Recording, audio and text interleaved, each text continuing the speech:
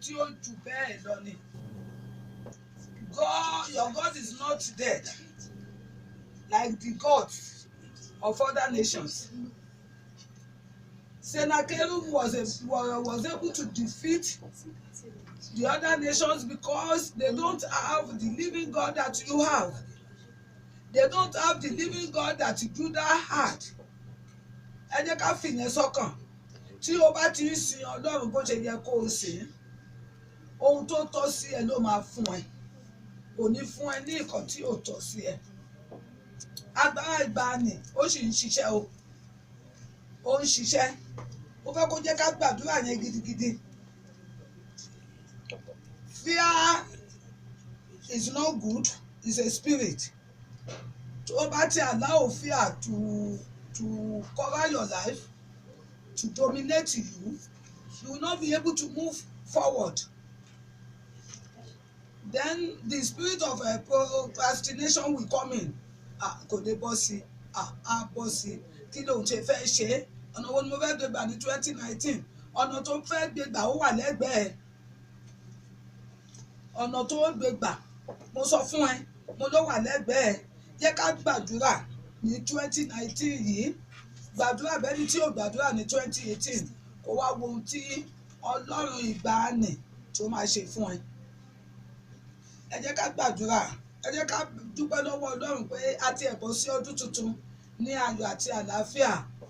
A lot of people tó ń lówó jù wá lọ, even tó ń ní gift jù wá lọ, tó ń ní agbára jù wá lọ, wọ́n mà ti wà nínú kòtò. Títí wọ first làwọn èèyàn mà ṣì ń kú. Títí di èní yìí làwọn èèyàn mà ṣì ń kú. Ó wà láyé, mo wà láyé, a wà láàyè wa, a kú. Mo fẹ́ kẹ́ jẹ́ á yin Ọlọ́run. Mo fẹ́ kẹ́ jẹ́ á ju ọwọ́ wa sí. Ibikíbi tó bá ti ń gbọ́ mi, máa yin Ọlọ́run. Begin to celebrate him. There is none like him. Begin to tell him wípé Lord, I thank you for my life. My tí sọ pé for my needs that I want, for my life. You see, you are alive because he has a will for your life. And until he make the will to pass, ò ní kú, èmi náà ò ní kú, because ó ní nǹkan tó fẹ́ ṣe fún wa. Mo jẹ́ ní ká dúpẹ́ lọ́wọ́ Ọlọ́run. Who is the Sennacherib that says he will journey with me in 2019? Father, destroy him or her, whosoever. Ìbá ṣe spirit o, ìbá ṣe yan o, ló fi rẹ̀ pé Sennacherib tó ní ìrìn àjò mi ní 2019 yìí pé àtúnjọ rìn ni. Sọ fún pé ẹ lè jọ rìn torí pé jọ wáyé. You are unique. I'm unique. I always believe that there is no other person like myself. So mo fẹ́ kó gbàgbọ́ wípé you are unique. Sennacherib tó bá yẹ pé ó ti bá àwọn other nations jà tó ṣẹ́gun wọn, kò lè ṣẹ́gun wọn, kò lè ṣẹ́gun èmi torí pé a kì í ṣe other nations. We are peculiar people. Let's pray to our God. Tàlẹ́ni tó fẹ́rẹ̀ pé Sennacherib nínú ayé mi gan tó ní òun ò ní jẹ́ kí n sinmi, òun ò ní jẹ́ kọ́kàn mi ó balẹ̀. Ìbẹ̀rù ìṣá náà tún ni tó lè mú kó jẹ́ wípé kéèyàn má lè trust nínú personality ara ẹ̀ mọ́. Even if you not trust others, which is not good enough, wàá ṣàdẹ̀ trust ara ẹ̀. If you are living a life of fear, ò ní trust ara ẹ̀. Let's pray to God.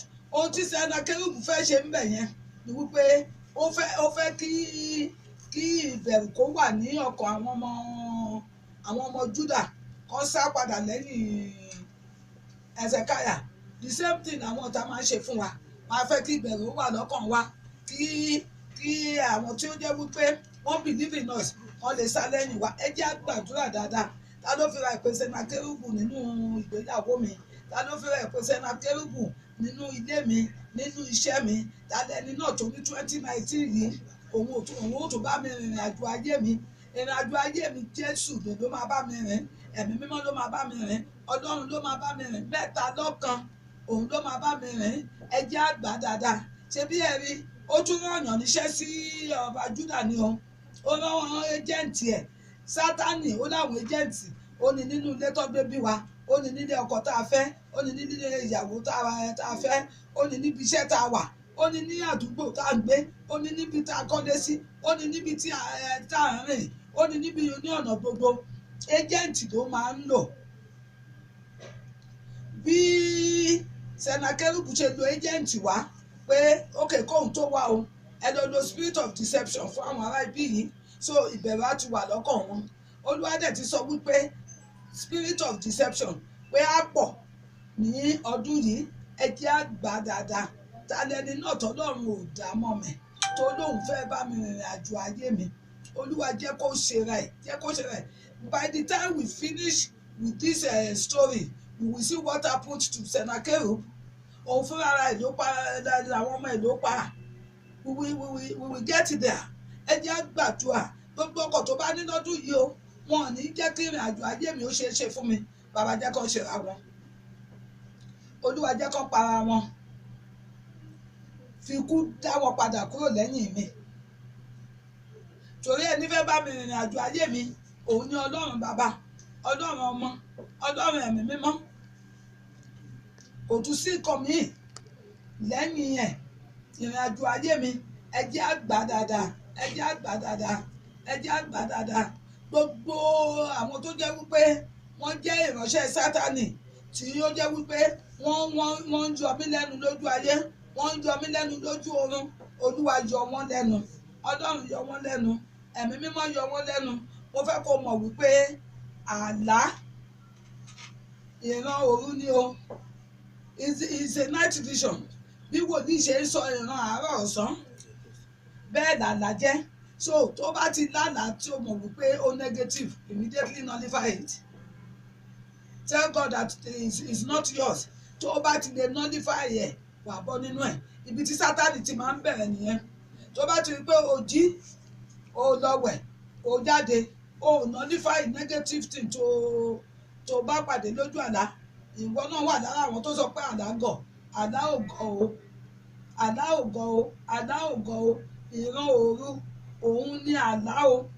Tó bá ti la ni kó ti bẹ̀ sí sọ wípé eléyìí ò kì í ṣe tèmi, I claim this, tó pé o positive. Sennacherib ò jọjú níbí yìí, ó ti lọ prepare destruction Judah through an agent. Bẹ́ẹ̀ dẹ̀ gẹ́gẹ́ ni Sátánì ṣe, á prepare destruction through agents.